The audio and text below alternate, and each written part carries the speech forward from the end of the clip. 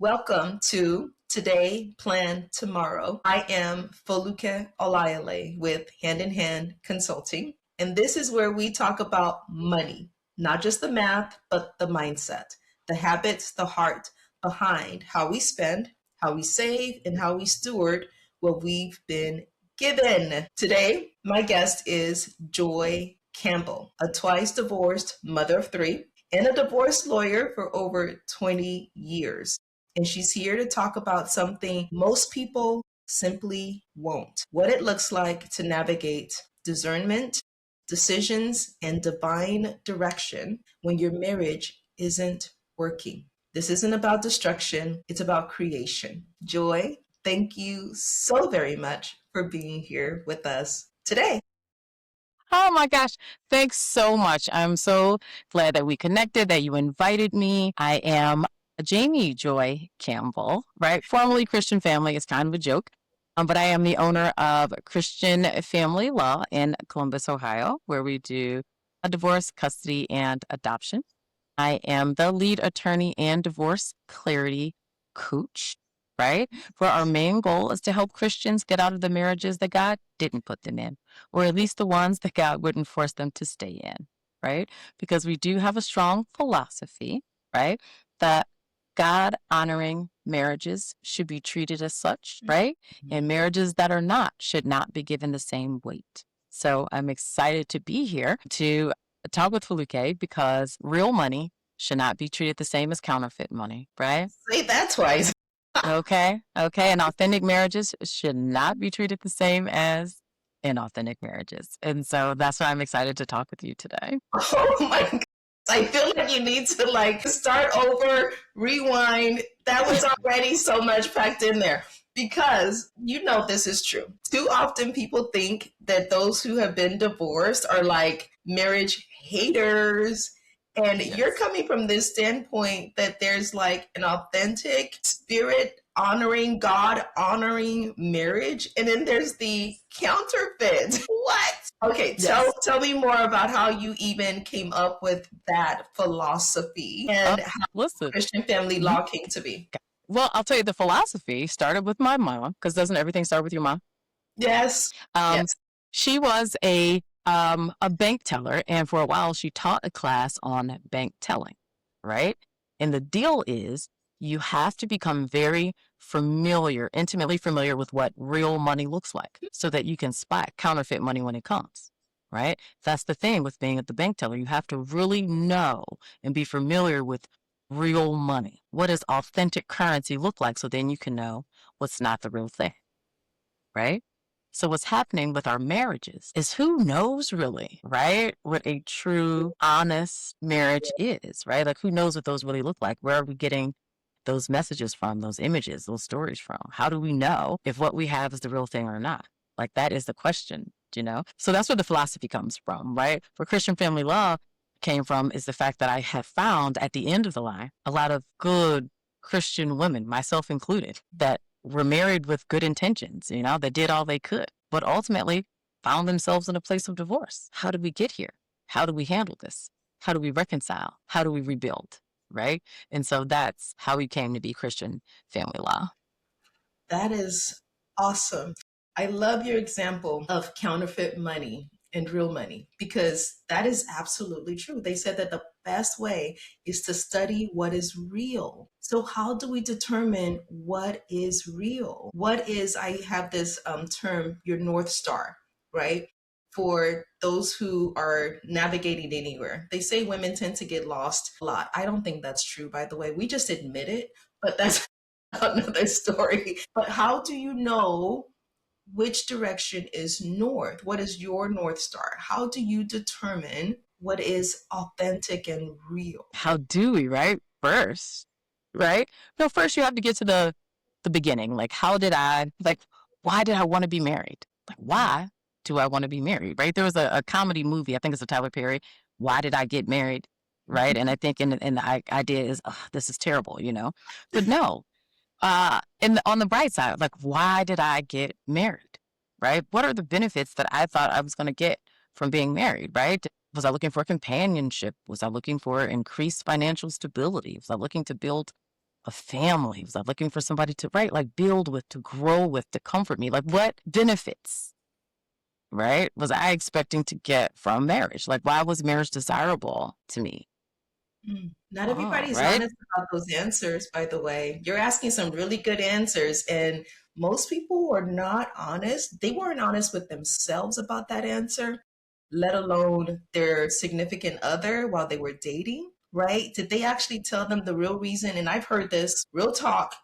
I want to get married so he can save me from my finances. Like I'm horrible with money and I need him to be able to handle all of it. But do they tell the man that when they're dating him Exactly. that your main responsibility is to save me from myself? They don't always tell it, but that's legit, right? And I think it's on the up and up that she even knew that that's what she Yes. wanted, right? Because I was getting married the first time because I didn't want to be divorced like my parents. Not because I even knew what marriage was, but because I wanted to prove that I was better than them because they weren't able to do it. I was going to be different, right? I was not going to be, because between me and my parents, we got 7 divorces between us. I mean, clearly, okay, we like to be married, but not forever. I don't know. Do you know what I mean? So like looking at them, I didn't want to be that. Right. And so I had this very clear plan in my mind where I was going to meet a young man in college and we were going to get married and we were going to stay married. Right. And so I got married, right, to prove that I wasn't my parents, to prove that I was better than them. Right. And to stay in line with this vision, right, this timeline that I had created in my own mind. So we're talking about marriage being desirable. I want to stay here for just a little bit to unpack all of the reasons why you, as an attorney dealing with couples, dealing with marriages, why you think marriage is so desirable that people want to do it 7 times between, I know you mentioned your parents and yourself. Like, Yeah, why do yeah. people want to do it and then try it again? And then hope Right. again. Why is it so desirable? That is the question. No, that is right. That is the question, right? Like, can't it can't just be society, Mm. right? It has to be something internal, right? Like the vision I have in my mind of having someone to grow old with, you know, having someone to build with, Yeah. having somebody. This is the person I celebrate my life with. This is, these are the reasons I do this. I always have a date for the party. A plus one. That's Yeah. right. But a lot of people don't want to be lonely. Oh my gosh. So this is awesome. There's, you had asked me previously we were talking, like, I'm making a pamphlet, right? The question of this is an offshoot, but what does Jesus say like about divorce, right? Because people talk about this, Yes, yes, yes. and ultimately, when it comes down to it, he says, it's hard to be married and it's hard to be single too. Both are hard. Yeah. And I think that's all there is to it, right? People get married, I think, because they don't want to be single. And will they admit that that is the driving force? It's like I've coached women, mentoring young women, and I always ask, and actually, I shouldn't just say young women, men and women, actually, but I always ask, what is it that they're running from? Because if you're running from something, if your driving force is the thing you're trying to get away from, that may not be the reason to leave or to head in that direction, right? You may need to Yes. sit in it a little longer to figure out, why am I running from this thing? What is so unattractive about this thing?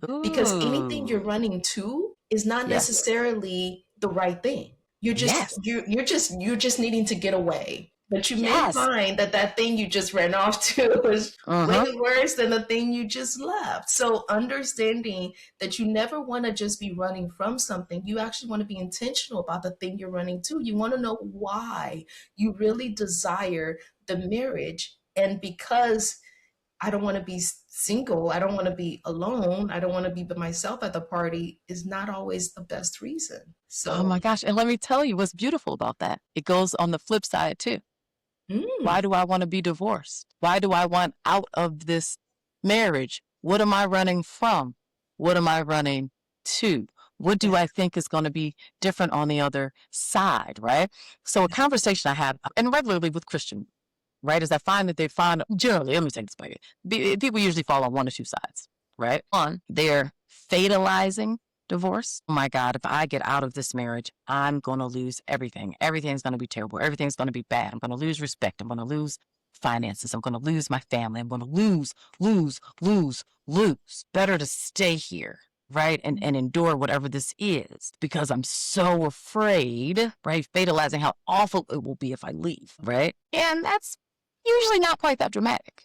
Right. But there are people, right, on the other side who are just like, I'm so frustrated, right, with the pains and challenges that come with marriage, right, that they start fantasizing about, you know what, if I only had to make breakfast for me in the morning and not the rest of these people, and I didn't have to clean up behind them and they didn't think I was their maid and I could do this and I could, have the freedom to do all these things, Yeah. right? Like all of that's, right, going to be outside, right? They're kind of fantasizing, right? They're kind of fantasizing, right, about divorce. And neither position is really true, right? And so it is the same. Exactly. Why am I doing this?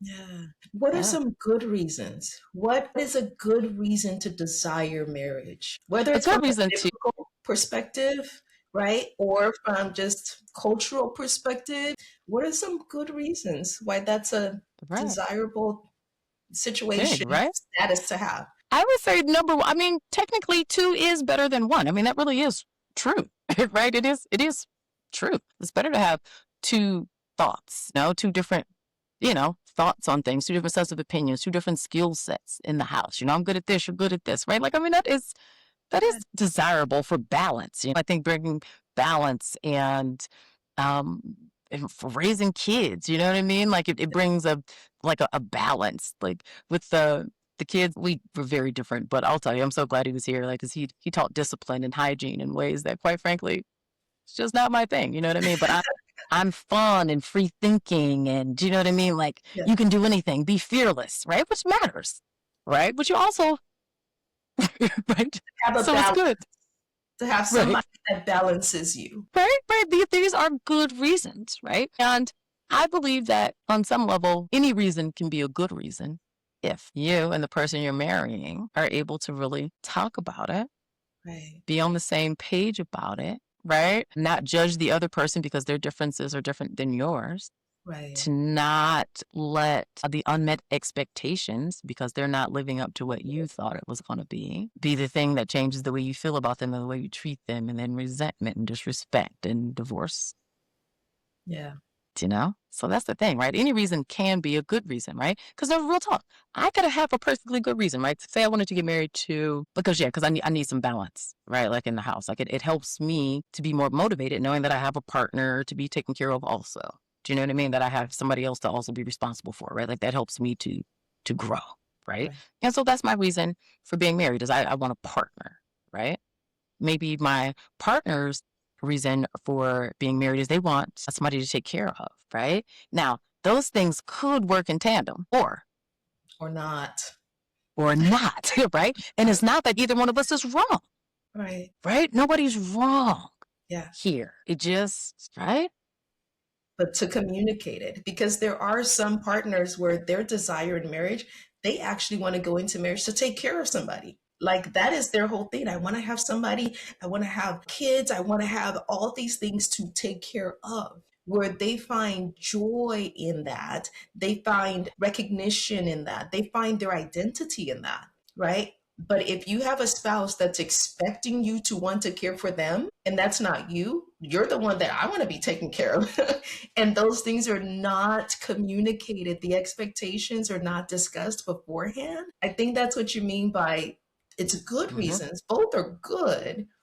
But if they're Mm-hmm. not shared, if they're not communicated, if they're not agreed to, then they can actually Mm-hmm. both be just as bad. Then they can turn right. Well, they can then end up not working together, right? Because Yeah. what happens is when we're married, right, we become one, right? Conceptually in a lot of areas, right? And the first area of oneness is what we call spiritual oneness, right? And that takes two hearts Yeah. that come together as one, right? The divorce happens when one of these hearts becomes hard, okay? Now, one of these hearts become hard for a lot of reasons, right? Sometimes one person was genuinely getting married and the other person wasn't, right? The oneness never even established from the beginning, Right. right? Sometimes a heart gets hard, and this is a very common reason because people are like, there was no adultery, there was no abuse, right? What happened? What happened, right?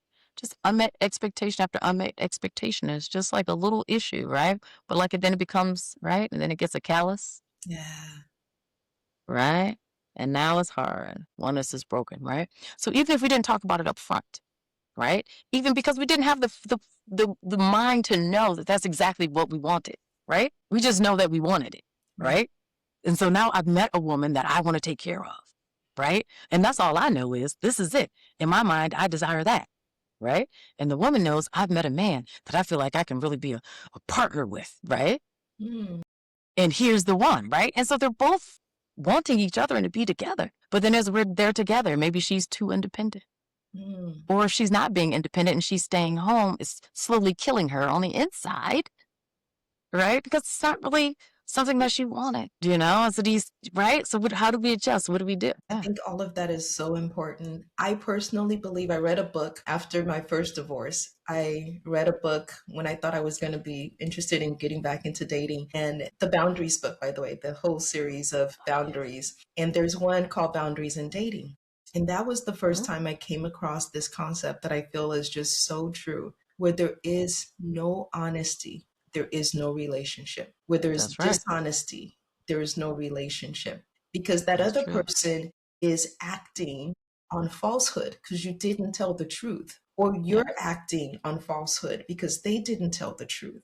And that makes Yep. it very difficult to move forward together when you're not really together because this other person is actually not really telling the truth. They're not really bringing their real self. They're Yes. hiding themselves because they realize you want somebody that you want to take care of, but she knows she's independent and she wants to take care of herself. But for her to Right. keep you, she's got to have to pretend she's not that independent. So she's not being honest, right? Yep. So there's so much dishonesty too often. I think at the root of it, you Yes. talk about that seed Yes. that and then it gets Yes. harder and harder, and there may not be Yep. infidelity, physical, sexual infidelity, or even financial infidelity, but there's still a seed that is growing and Yes. separating them. Yep. That's So exactly right. No, honesty is the foundation to a healthy relationship. Honesty is exactly it. yeah. So once they Yeah. get past the desire, because marriage is amazing, it's Right. what happens next? Like where does it go? Okay. Right. So now we're in it. Right? Now we're in it. And it's absolutely not what we thought it was going to be Mhm. because it can't be, right? Our spouse didn't get the script. They don't know how to respond to what we're saying. There's so many different things, right, that we're saying we're dishonest about and not intentionally dishonest. I like to give people that caveat, right? People aren't always intentionally being dishonest. They just sometimes they Correct. don't know. They haven't accepted it. They haven't Yes. admitted it. The truth of that thing. Or unfortunately, they're dishonest, but they think they're being noble, for doing it, right? Like they think they're being selfless or they think they're being, do you know what I mean? Like they're Yeah. taking this bold step. I'm going to sacrifice, Yes. this, they're being a martyr, all these things, right? Like, and they don't see it as I'm being dishonest. I'm being the bigger person. I'm being the bigger person, right? All of these things, right? But notwithstanding, right? It can still be, right? Dishonesty, Yeah. right? But the truth is, your marriage should be growing, right? Anything that's alive grows. Things that are alive grow. Yeah. And I would also note, referring to my hair, and that's not a speed. It's a direction. You don't have to be growing, right? Growing, No comparison, right? right? It's not about how Right, fast anybody's grows. It's just, I love that you said that. I think people can relate. right, Comparison, whether an inch or a centimeter, as long as it's growing. right. As long I as hear it's you. growing, as Yeah. long as it's growing, right? Because there are people that grew together and as far as they got was from here to here, but they did it together, right? They did it together, right? Absolutely. And you hear about people growing apart, right? So one person is growing and the other person is not, is usually what happens there. It's less than people are actually growing in different directions. It's usually more one person is growing and the other person isn't, Right. right? But there's a way, to tie yourselves to each other Hmm. and grow together. So that's what happens, right? Like sacrifices do have to be made for the marriage to work when you're in it, right? Commitments do have to be made. The hope is that it's not one person doing all the sacrifices all the time. But what if it is? What do you call that? Do you call it disconnect? What do you call it when it's just one There person you go. sacrificing all the time?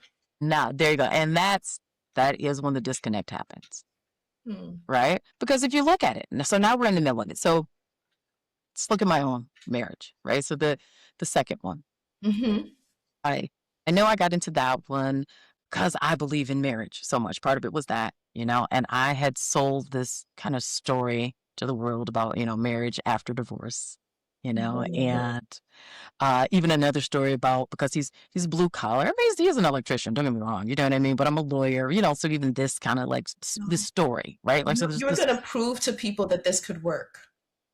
Yes. That a second marriage could work, because the statistics. Second marriages fail at a higher percentage than first marriages. So the first marriage, you're going to prove to your parents that you could do this better. Second marriage, you're going to prove to the world that a second marriage is going to be, I can do this one better. And then what happens? Yes.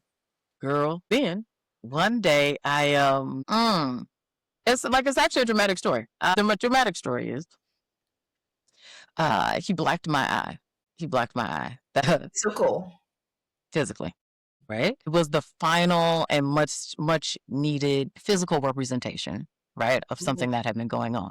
Because you spoke earlier, right? There could be infidelity, right? Physical, sexual, financial abuse also, right? Spiritual, financial, right? Emotional, mental, different ways, right? They're not, right, all a dot in the eye. Well, the dot in the eye was the thing that kind of shattered me to say that, wait a minute, what are you pretending not to see?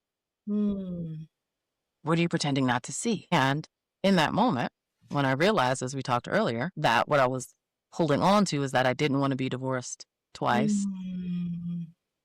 I didn't want to be a single mother of 3. I didn't necessarily want to be single again. All these things that I didn't want, right? And I thought, but what do I want? Because I also don't want to be disrespected. I also don't want to have to be making excuses. I also don't, you know what I mean? Want to be losing respect for myself. So what is it that I really do want, And what I wanted was to be free and to be a good mother and to be fully expressed as myself. And those were things that I couldn't do inside of that marriage. So whatever other consequences came with it, now I'm divorced twice. Now that story was a sham. Right? Now I got to make dinner every day for these kids because he's not here to do it, right? There were things that happened, right, as a result of the divorce. But the good things also happened. Right. The black eye that you talk about, and I'm so sorry to hear that. We all have a story, and too often people don't want to share, right, their own personal story because it's painful. You used the word dramatic, but you also said it was a representation of what was already happening. And that black eye was something you could no longer be dishonest about. Like, how do you sweep that under the carpet and pretend with family and friends that didn't happen? So it's like, okay, there was I don't know why I remember this movie every once in a while, but it was a Denzel Washington film. He was a pilot. And at the end of the movie, because his character was not the best. Okay. Right. And at the end of the movie, he was on trial for something. Attorney, you can probably relate. And he was asked a question. And he told the truth, which he knew if he told the truth, he was going to jail. But when he was asked later, I think by his son, right, in prison, and his son asked him, why did you tell the truth? And he said it had gotten to the point where he literally could not tell one more lie. It's like he had ran out of lies. Like, I cannot tell one more lie. And when you mentioned the black eye, for me, that's what I saw that was the last. I cannot pretend this one didn't happen. Is it the reality when we talk about like disillusion, right? We talk about marriages that don't work out. Does it have to come to a point where they literally have to face the reality and go from what they desired to this is really disconnected? Like, how did they make that transition safely? How did you do it safely? Right? It is that, it's as you called it, a disconnect, right? This is what I say I want. This is what I have, right? 6, 7, like the kids say, like, what's the, you know what I mean? Like, what's the, right? Like, what is it? And it is always a light bulb moment, right? For people. And even at the realization, sometimes it's still a slow burn, Like it's hard to really accept, right? Like that's it, huh? It's really not going to get better than this. This thing really is dead. Oh, when you have to realize, or you choose to realize, it's not growing, not even a little bit. And you say every living thing grows. So if your marriage is not living, it's not growing, then what is it? Exactly. And we don't treat living things like, we don't treat dead things like they're alive, right? Just like we don't treat fake things like they're real, Because right? if you did, some people will say that you're mentally ill. If you carried a dead body in your home, like you just had that Yes. dead body sitting on the couch all day, people would wonder Mm-hmm. what's wrong with you, like mentally. Exactly. Yes. Right. But when you have a dead marriage that is stinking up your house every day, everybody's like, cool. Yeah. No, that's so beautiful. Right. Just put a little sage on that. Just put a little something on that. The smell will go away. But it won't. But it Mm, won't. Because you're right. Because now it's decaying. Right. And that's what happens. So here's, ooh, this is kind of a controversial one. I believe in my heart that marriages all have a half-life. Okay. So if the marriage lasted 20 years, it's been dying for 10. before you Okay. admitted it. It's been dying for the last 10 years. It finally got to the point, right, that you had to go, you know what? I can't keep this downward trajectory. The decay smell is a little too much. Right? Not enough poopery. Can cover this up, right? And so that usually is the thing that happened. Like by the time, that's why I have so much, I don't know, like I've been a divorce lawyer for a long time. And when a person comes to the decision to call a divorce lawyer, that's a Mm, hard decision to make. That wasn't an easy decision to make, just to right. call, Painful. to even think about it. And they didn't just do that on a whim, Now, don't get me wrong, once in a while, but to date, I've never seen a healthy marriage end in divorce. Mm, that's a wow. You could say that twice. Okay? Never. I've never seen a healthy marriage end in divorce. I've never seen it. Marriages that are growing, that are alive, we don't have funerals for those, right? A divorce is like a funeral for a marriage, right? We don't have funerals for things that are living. That being said, the controversial thought is that sometimes I wish that people felt more free to acknowledge, right? So if I were able to acknowledge at year 11, right, that this is over, right? Because at year 20, it was over, right? At year 20, I know it was over, which means it was over at 19, 18, 17, 16, 15, 14, 13, real talk, right? It's been dying all this time. People felt more free, right? To realize, you know what we did here was good to this point. Let's close that chapter. Yeah. Right? Let's recreate. Let's move on to a new thing. I think there wouldn't be this thing where they're decades later and people still have this bitterness and this anger. You know what I mean? And like the marriages really devolve. Do you know what I mean? Like they really devolve and get ugly. What if people had the freedom to make the acknowledgement sooner? I don't know. I don't know. But that's, it's a controversial thought. The part about staying after it's already dead and trying to revive it, like I have seen some dramatic situations where a child passes away, whether they were in a swimming situation and they're like, we're going to keep doing CPR, keep doing Yeah. CPR, keep doing CPR. But 10 minutes later, 20 minutes later, Yeah. no one does it for 2 years, 4 years, like you're talking about, right? Yes. Yes. But there comes That's a beautiful. time where you have to acknowledge that this really is dead. But this is the thing that I was wanting to point out. If you don't acknowledge it in a marriage, that's when the decay is not just the dead marriage. It now starts affecting the individuals. And you start seeing yourself dying as an individual. And the marriage may be dead, but now are you going to kill yourself? Your identity, your purpose, your impact on the world, does that have to die too?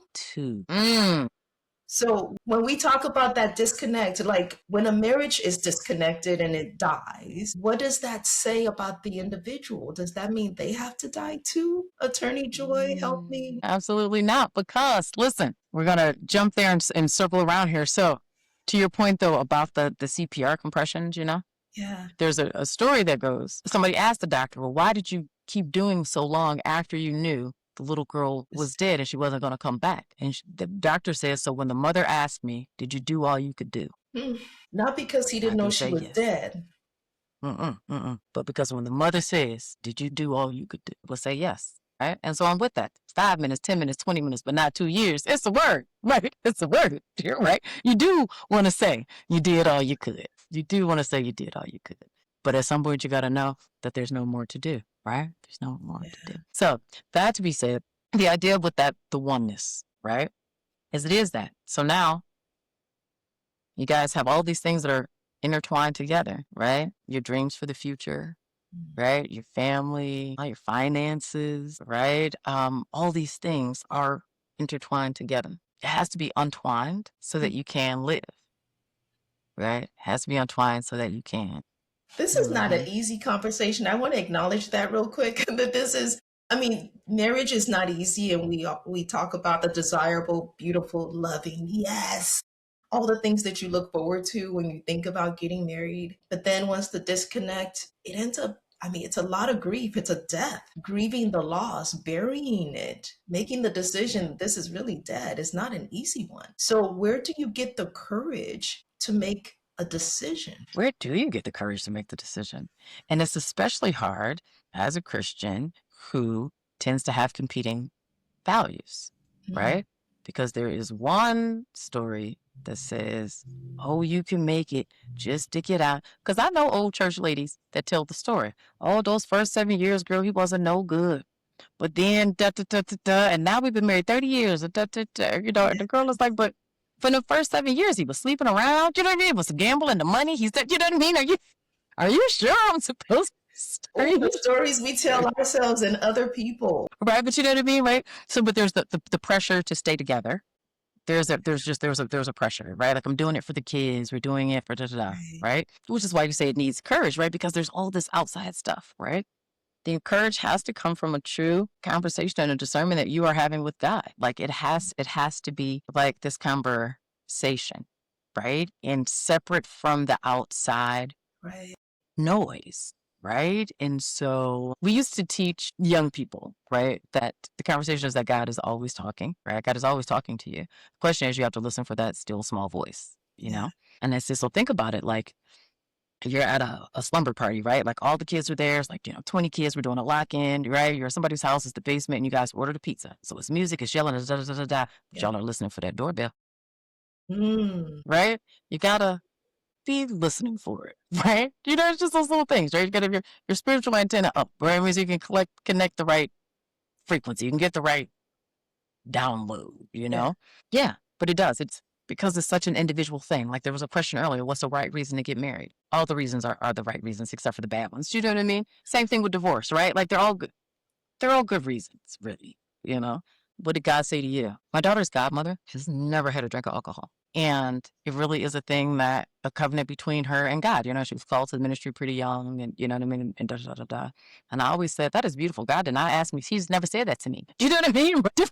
Understood. Different, right? Like different people, different calls. Like people are called to celibacy. People are called to sing. People are called to different things, right? You know what I mean? So there's not, right? So it's you know what I mean?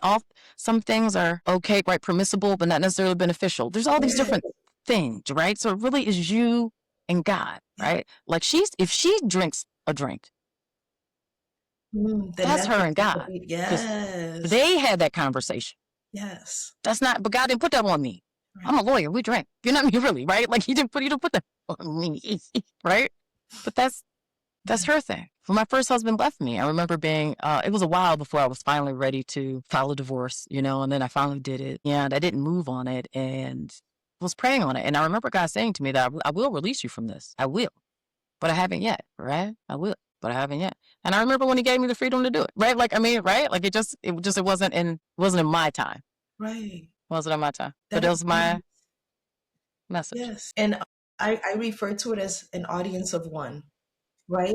Where you are, whatever sport you play, right? You're on the court and you literally just imagine there's only one person in that audience. There's only one person who's giving you direction. There's only one person at the end of the game that gets to say whether you won or lost. Are you playing for the audience of one? Or are you listening to the 3,000 fans whose decision does not matter, whose input literally means nothing to your life? Are you trying to impress them by staying or by leaving. Uh-huh. Like you said, Right. Right. good, bad, who's that? Even Jesus says Yep. there's only one good, and that's God. That's it. So who gets to Yep. decide? And that is not an easy thing to do, which is where courage comes in. And also Uh-huh. divine direction comes in as well. And it's not your mother's voice, your father's voice, all of them's voices, but literally, and you have to know God for yourself to be able to say, I hear him. I'm following his leading. So, with the courage to make a decision, to Mm-hmm. have that divine direction to know when, I think is what you were saying too Mm-hmm. with your story. And God was like, Yep. not yet. Yep. Not Not yet, yet. hold on, my Not sister. yet. Not yet. That's right. That's Partner. true. And I think we would be remiss, right, if we didn't talk right here about one of the main reasons that people can't or have a hard time finding the courage to leave is because they are financially one with their spouse. They don't think they can afford it. I can't afford to move out. I can't afford to leave. I can't afford it. I hear it a lot from people. And I say, if you can't afford to leave your spouse, then work on your marriage because divorce means I don't want to keep building with you, right? I want to live separately. I want to have separate. That's what divorce means. And if your story is you can't afford to leave them, then work on the marriage, right? Those really kind of are your options, and it feels hard, right? But the reality is that's where the courage. That's us. A lot of people really legitimately feel stuck and trapped financially. I cannot move. So I've got some thoughts for that, but I wonder here, do you have some thoughts I on have, that? Right. when it comes to the financial point, absolutely. I've got lots of thoughts.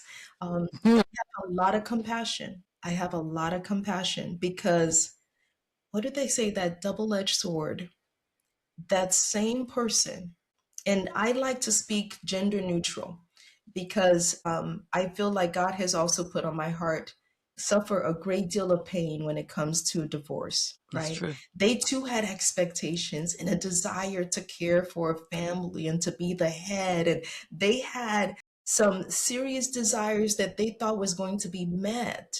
Their dreams came crashing down. And I've seen situations where male or female go in with all of these expectations, including for finances, that somebody's going to take care of them or they're going to do it together. And they're going to do all of this amazing, great stuff and have all this wealth and do all this traveling. And it's beautiful. Yeah. It's really a great idea.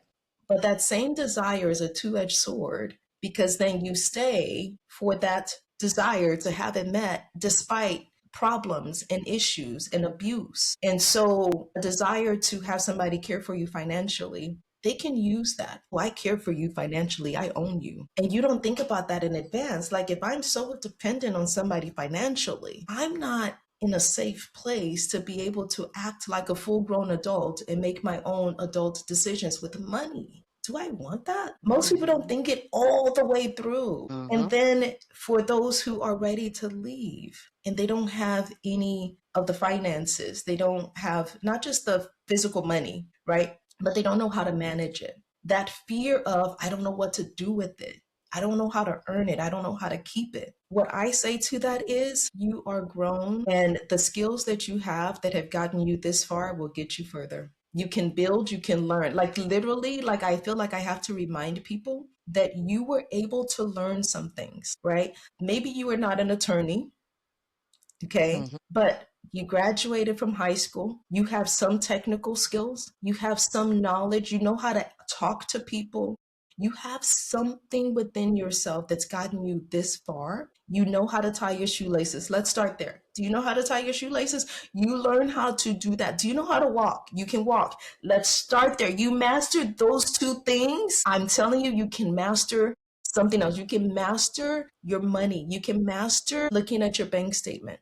You can master paying bills on time, but it starts with believing in yourself, believing that you actually are a grown adult individual, and just as importantly, Mm-hmm. that God loves you, just you, your complete whole by yourself self. Like you don't need somebody else. Like God didn't say, I love you only if you stay together with this person. Yes. Like, Yes. am I wrong? Yes. Now that Yes, you're you're exactly right. divorced, Because, right, yeah, God is not going to, right, just leave you or forsake you if they've shown you, right? yeah, This marriage is dead. Yeah. Yes, you have fear, but God has not given us the spirit of fear. That's the truth. God is not going to give you the desire, right? The understanding, the discernment to go Yeah. and just leave you out there to flounder, right? Because that would make God a jerk. God's not a jerk. He's not. He's not. God's not a jerk. That's the truth. No, no, but really, like fundamentally, I have to tell people sometimes that now it is true that the same amount of money that was supporting one household is not going to have to support two. As a fact, things are going to have to change, Yes.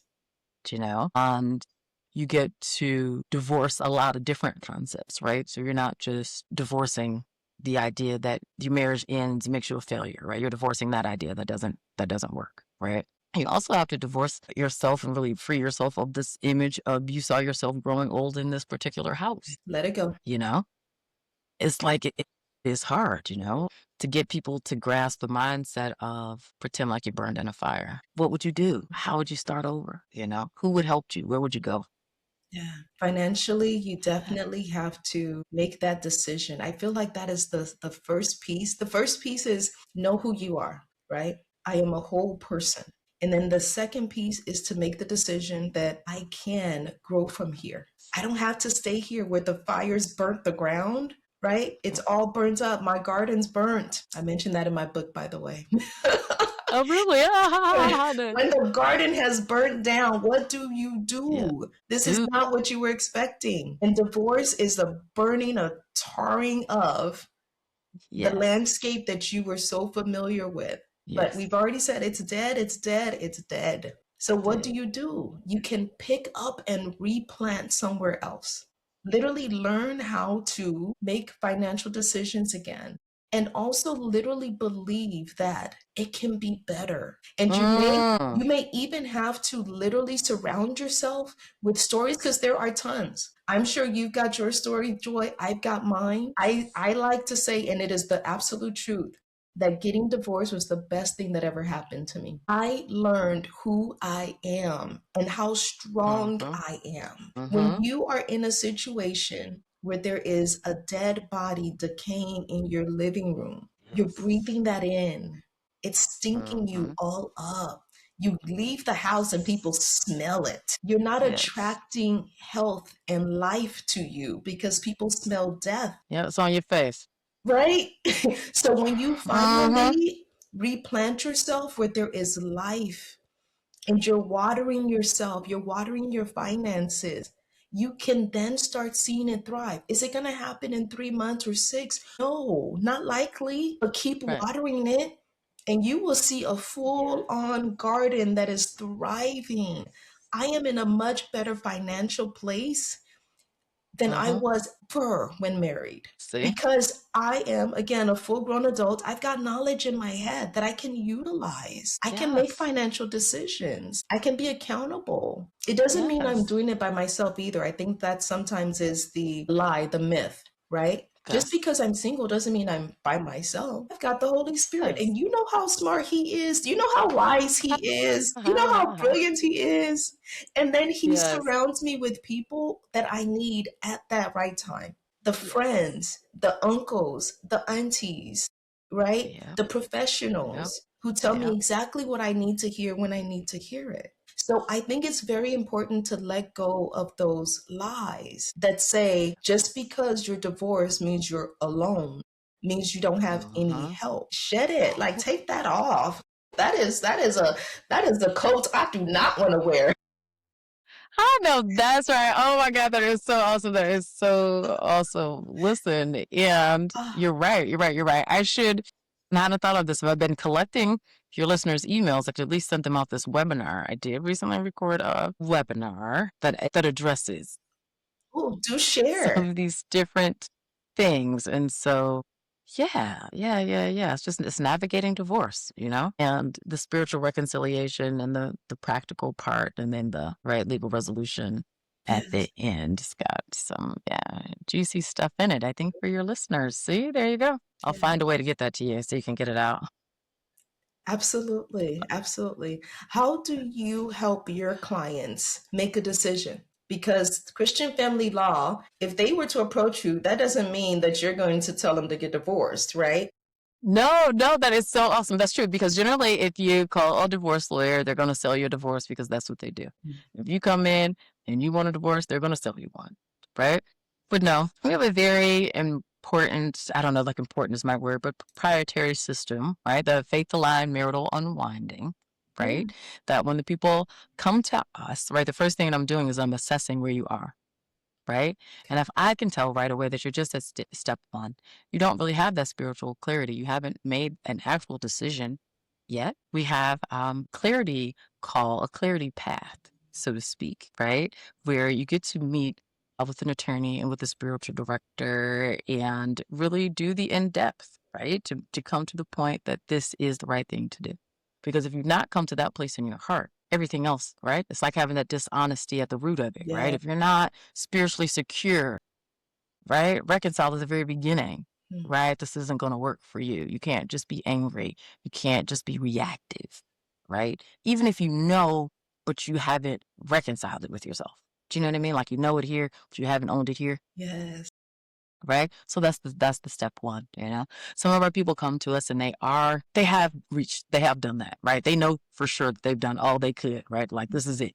I gave it all I could. This thing And is years later. dead, right? Right. This thing is dead. And so they're like, okay, now I want a divorce. Let's get out of this. Right. And I'm like, hey, wait. That's the third part. That's the legal resolution. Because we have I would rather before you start going to court and spending tens of thousands of dollars on a divorce. Yes. Yeah, it can be expensive. Let's instead, yes, let's take a guided journey, Yeah. right? Where we will help you, right? Come to grips and actually do a lot of this unwinding yourself, right? The spiritual, the physical, the financial, the Yeah. emotional, right? All of these parts, right? And a lot of that is in your control and and nobody can do these things for you. Right. Right? People want them done for you, right? But a divorce is not like a DIY, right? Like if you've been married to somebody for 20 years and you file a divorce, the judge can sign all the paperwork, you know, it could say everything right, but somebody still got to do it. You still have to actually physically leave the house with the stuff. You have to actually divide the things. You have to actually change the bank account. You have to actually spend the money different. You have to actually do these things. Like it still has to happen. And until those things really happen, you're still in this weird kind of quasi position because you're still kind of connected to this dead marriage that you say you want to be free from. So to stop people from that track, Yeah. right, will lead you into more of a coaching program, right? Our guided journey. And for the people who find themselves with no choice, right? Because their spouse did get angry and their spouse called a divorce lawyer and the divorce lawyer sold them a divorce, right? Because that happens, right? You received divorce papers. It didn't matter that you wanted to or not. You didn't have a chance. Nobody asked you. Someone is divorcing you now, Right. you know? And for them, the same amount of care, but even more, right? Because the goal here is now you haven't had a chance to do these things. You're in a vulnerable, delicate place. Let us do the fighting kind of for you, right? Because you're not in a position to really stand up for yourself, right? Like you're not in a position to do what's right, right? Often and too often, my Christian woman will sometimes I just don't want to fight. And that's my Christian man too. I just don't want to fight. But not wanting to fight in this situation is you're not fighting. This person is divorcing you. And now they want to divorce you and they want you to be quiet about it. Right. You don't have to do that. They want to divorce you, they want you to be quiet about it, and they want you to take nothing. You don't have to do that. Yeah. You know, you don't have to do that either. You know what I mean? Jesus did turn those tables over, right? There is a such thing as justice and fairness, right? And so in that case, as much as our position is to do everything with integrity, it is still integrity to stand up for justice and for what is right. Yes. Do you know? Right? And so for our people that, right, this is what you need. You need somebody that's going to say, no, you deserve this. Yes. Right? No, let that go. We're not fighting for that.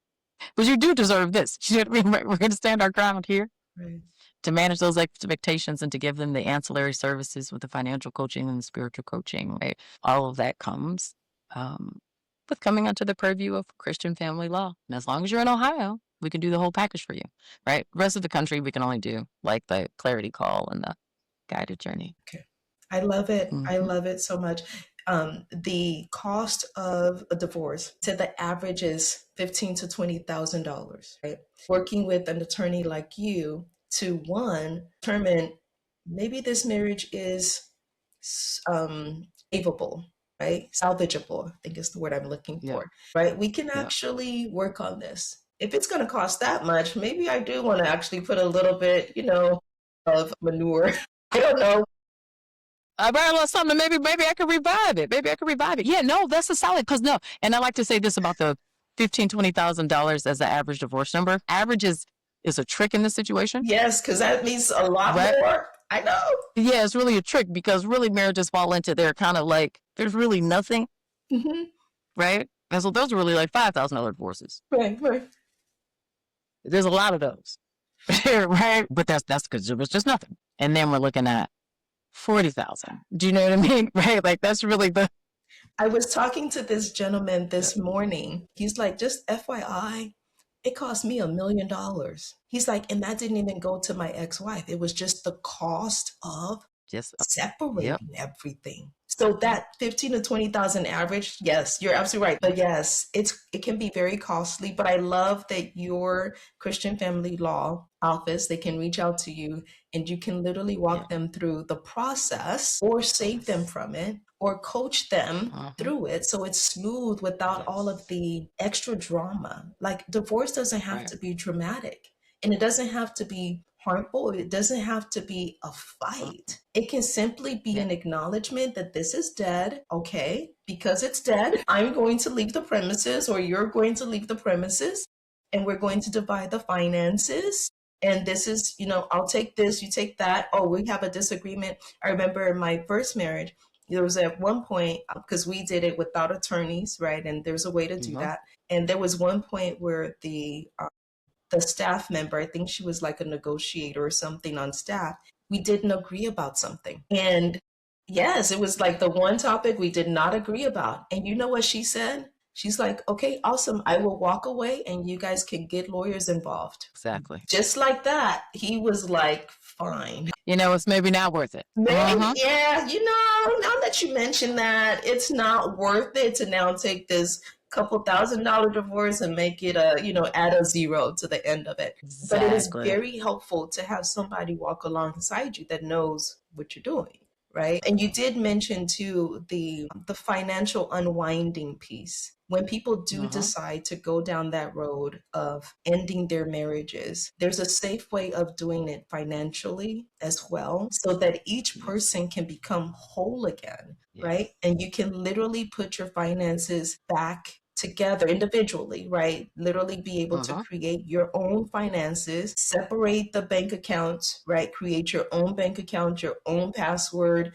your own retirement, your own everything, your own budget. And sometimes that takes coaching to be able to do as well until you get your own strength. You get your muscles under you, your legs under you to feel confident about managing your money again.